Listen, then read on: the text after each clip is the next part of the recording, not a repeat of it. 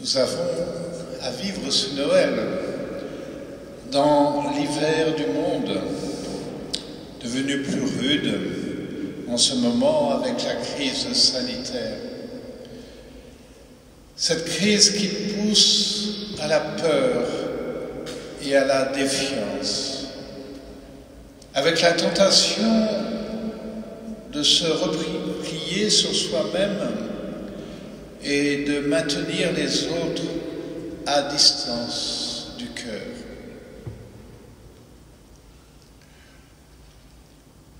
Dans ce contexte, comme il est bon de se retrouver autour de la crèche de l'enfant Jésus pour retrouver un peu de chaleur humaine et de tendresse, avec le chant des anges dans la nuit et l'émerveillement des bergers à la crèche.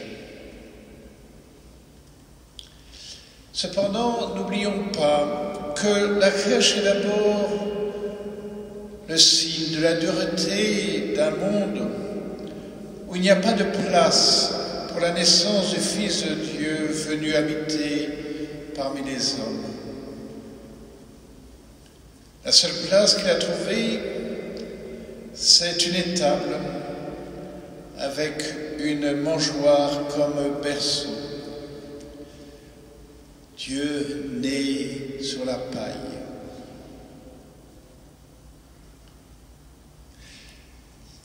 Mais ce signe négatif, Dieu, dans sa miséricorde, le retourne en signe positif.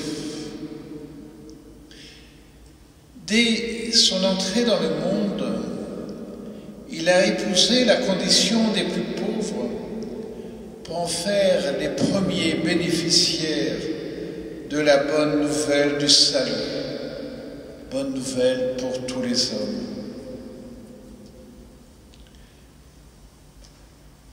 Et les premiers qu'il a invités à la crèche, ce sont des bergers qui devaient garder nuit et jour les troupeaux dans les champs, souvent pour un salaire de misère.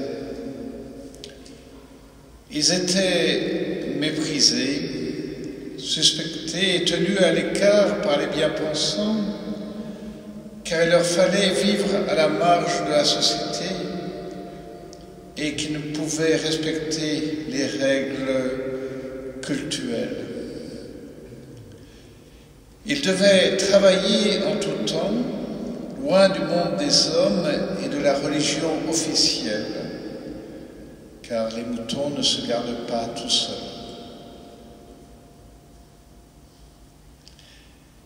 Et voici que la crèche, cette étable, est le lieu de la rencontre entre Dieu qui n'a pas trouvé de place lorsqu'il est venu parmi nous et les pauvres qui étaient en marge de la société. C'est ainsi que le signe de la crèche est devenu positif. Dieu se fait pauvre parmi les pauvres pour en faire les premiers témoins de la richesse surabondante de son amour miséricordieux pour les hommes, et donc pour chacun d'entre nous. En effet, la seule richesse de Dieu, c'est l'amour qu'il a pour tous et pour chacun. Et d'abord pour les plus petits et les plus pauvres, au point de se faire lui-même petit et pauvre. Saint Paul l'avait bien compris, qui dit dans la deuxième lettre aux Corinthiens: « Vous connaissez le don généreux de notre Seigneur Jésus-Christ. Lui qui est riche, il s'est fait pauvre à cause de vous, pour que vous deveniez riches par sa pauvreté. »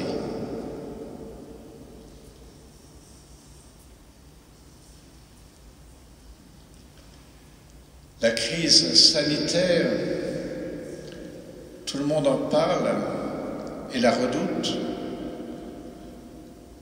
mais certains la subissent plus que d'autres. Outre ceux qui sont atteints gravement par le virus, il y a ceux qui étaient déjà en situation précaire et qui risquent de tomber dans une exclusion sociale encore plus grave. À toutes les galères matérielles qui surgissent pour eux s'ajoute le sentiment de n'avoir nulle part leur place dans le monde des hommes. Déjà, il y a 2000 ans, il n'y avait pas de place pour le Fils de Dieu venant dans le monde des hommes.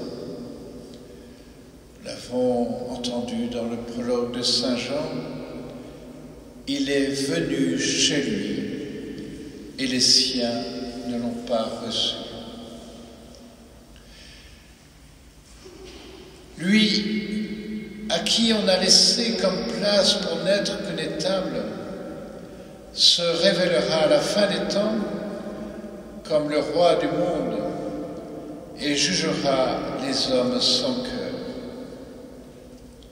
Rappelez-vous la parabole du jugement dernier dans l'évangile de saint Matthieu. J'avais faim et vous ne m'avez pas donné à manger. J'avais soif et vous ne m'avez pas donné à boire. J'étais un étranger et vous ne m'avez pas accueilli. J'étais nu et vous ne m'avez pas habillé. J'étais malade et en prison et vous ne m'avez pas visité. Et le juge, le roi du monde, Jésus, né dans la crèche, ajoute « Amen, je vous le dis. Chaque fois que vous n'avez pas fait à l'un de ces petits, c'est à moi que vous ne l'avez pas fait. »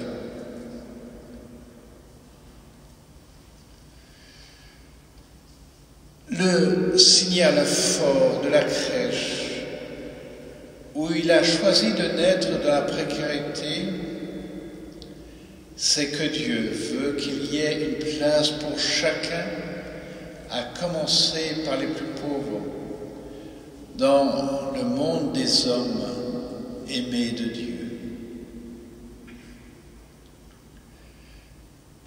Nous qui célébrons la naissance de Jésus, ayons à cœur d'aller à la rencontre de ceux qui sont en situation d'exclusion et d'isolement. Il s'agit sans doute de leur venir en aide, mais je crois qu'il s'agit surtout de leur faire une petite place, une grande place même, pour qu'ils se sentent chez eux dans le monde des hommes que Dieu lui-même est venu habiter. Le Verbe s'est fait chair, il a habité parmi nous.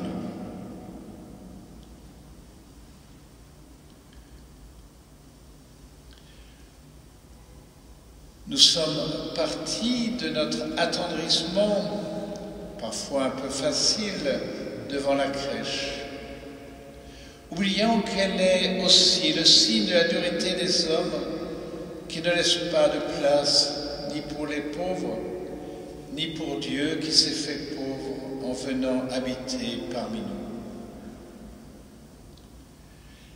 Et cependant, la crèche est bien le signe d'une infinie tendresse, la tendresse de Dieu qui se met au niveau des plus pauvres pour que chacun puisse s'approcher de lui avec confiance et sans crainte ni honte. Elle est, cette crèche, le tendre signe qu'il y a une place pour chacun dans le cœur de Dieu, né dans une crèche pour être sûr de se faire proche en premier des plus petits parmi les hommes. L'expérience de la vie en société, et particulièrement de la vie en famille, nous le montre. Quand nous donnons la première place aux plus faibles, tous peuvent trouver leur place dans la famille. Alors que si nous privilégions les plus forts, les plus petits sont marginalisés.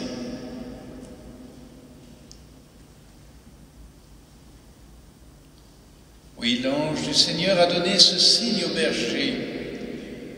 Vous trouverez un nouveau-né emmailloté et couché dans une mangeoire.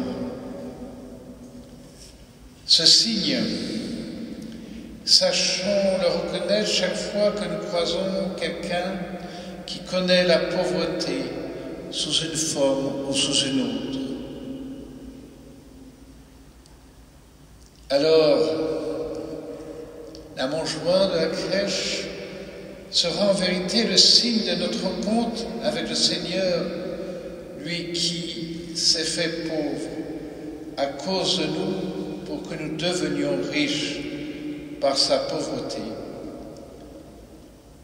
Alors, nous entrerons en vérité dans toute la paix et la joie de Noël.